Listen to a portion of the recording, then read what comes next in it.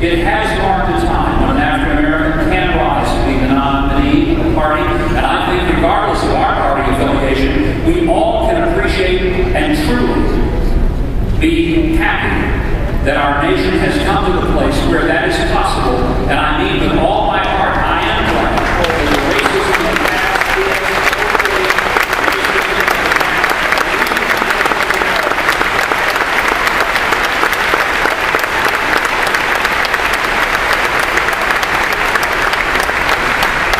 but I want to hasten to say, given his point of view, his philosophy, and what he would do to the tax system, to the appointment of judges, I think Senator Obama has gone far enough this year.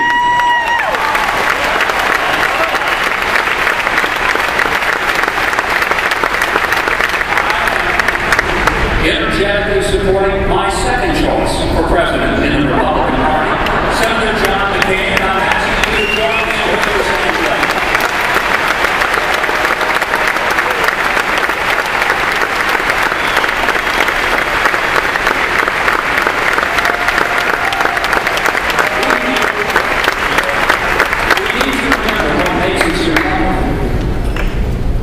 And one of the things that made me a Republican as a teenager that makes me one today is my deep-seated belief in the best government of all, self-government.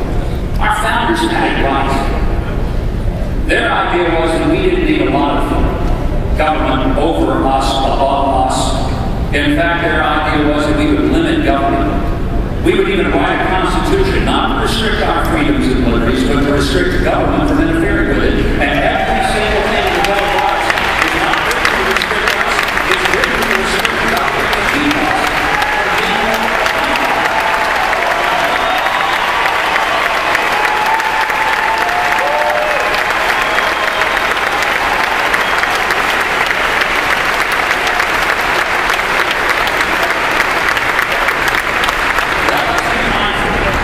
That self-government, the vision of our founders, is only possible in the context of a people committed to moral principles.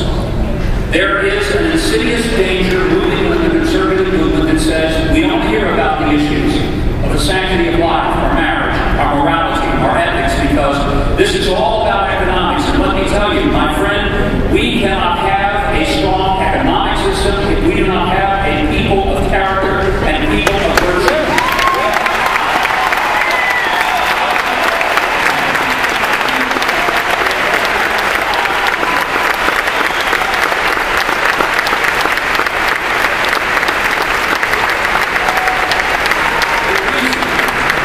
That we have so much government is because of our failure to do the right thing. If all of us lived by a simple law that was taught by Jesus, do unto others as you would have them do unto you, we would need no other law on the books. That would suffice.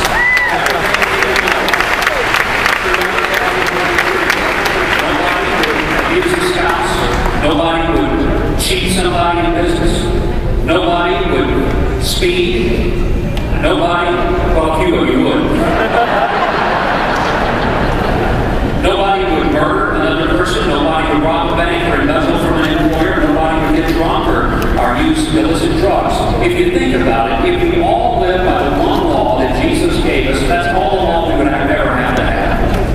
But when we don't abide by the simple laws, we have to make it more complicated. And the reason today that we have complex laws and systems of laws and massive amounts of government is because of our failure to do the right thing.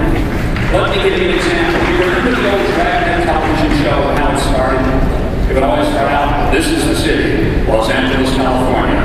I was working the day watch out of burglary division. Most people in Los Angeles go to work, put their things away, and give their tools back to the neighbors. But when they don't, or when they take something that doesn't belong to them, I go to work. I carry a badge. My name is Joe Friday. My partner is Bill Gannon. Remember how that started? I don't know if you got me how it started. Very old people here. That's what that means. Now, I want you to remember something about Dragnet. If you think about it, the only reason Joe Friday had a job was because some people were breaking the rules. If all the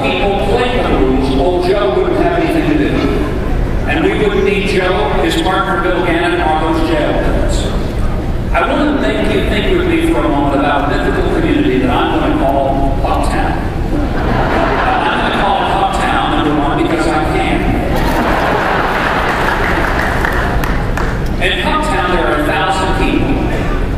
And I'd like to ask a question of you. How many police officers do you think we'll need in order to patrol and protect Hucktown? How many alcohol abuse counselors? How many public works people to sandblast all the graffiti off the bridges and buildings, put their bananas? How many jail beds and how many court-appointed guardians are we going to need for the homeless kids? And I'm asking some questions, and some of you are saying, well, yeah, Mike, I don't know, because I don't understand something about the crime rate here. Well, let me tell you, in Hucktown, there is no crime rate. The divorce rate is zero. There are no high school dropouts. Everybody finishes high school, goes on to college, and gets a degree. Once you don't go to trade school, learn a good trade. Nobody has to be drug tested because everybody shows up for work on time, stays the entire day, and nobody moves off. It's also a place where healthcare costs are very low because people take really good care of themselves. They exercise, they eat right, they don't engage in risky behaviors. Oh, and by the way, in Hucktown, since there's no divorce rate, there's really no domestic abuse issue, kids are well behaved because they have parents who insist on it, and they don't go out and spray paint graffiti all over the place. And so, to put it bluntly, in Hucktown, there are really no jail beds except for the occasional visitor from out of state who comes in and messes things up. Very few police officers, and they don't have a whole lot to do. We don't have drug, alcohol, abuse counselors. And I don't know if you get the picture, but there's not a lot of government in Hucktown because you don't need it. And guess what else? It doesn't cost a lot of money to live in Hucktown because taxes are incredibly low. Because the only reason you have high taxes is to finance big government, and big government is the direct result of a moral breakdown in the life of the people of Hucktown.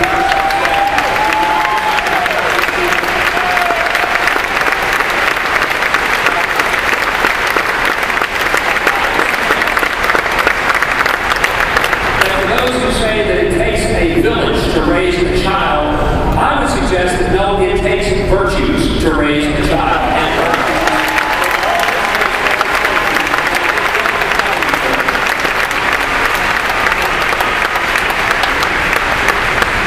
Now, the problem is, not far from Hucktown, there's another community, and in that community, the divorce rate is 50%. In that community, 35% of the high school kids never finish, they drop out.